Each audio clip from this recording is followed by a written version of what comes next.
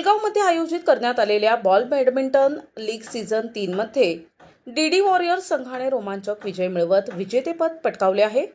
अंतिम सामना गोल्डन पॉइंटपर्यंत रंगल्याने प्रेक्षकांची उत्कंठा शिगेला पोहोचली होती। स्थानिक चंद्रशेखर आझाद शाळेच्या मैदानावर 27 ते 31 मे दरम्यान आयोजित करण्यात आलेल्या पुलगाव बॉल बॅडमिंटन लीगच्या तिसऱ्या पर्वाचा उत्साहात समारोप झाला।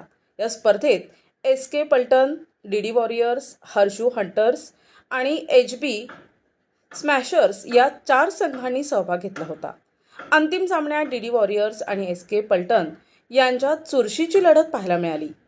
हा सामना 3 सेटपर्यंत गेला आणि अखेर गोल्डन पॉइंटवर डीडी वॉरियर्सने निर्णायक गुण मिळवत विजेतेपद आपल्या नावावर केले।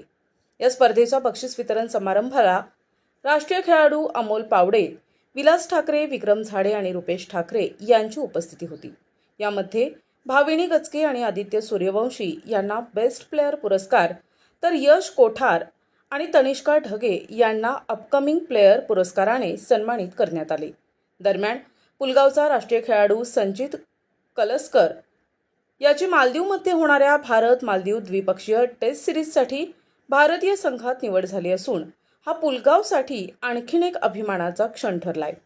डीडी वॉरियर्सच्या विजेतेपदासह आणि संचित कलस्करच्या आंतरराष्ट्रीय निवडीमुळे पुलगावच्या क्रीडा क्षेत्रात आनंदाचे वातावरण असून पुढील वर्षीही लीग आणखीन भव्य स्वरूपात आयोजित केली जाणार आहे। प्रतिनिधी जावेद खान, NTV न्यूज मराठी, वर्धा, पुलगाव।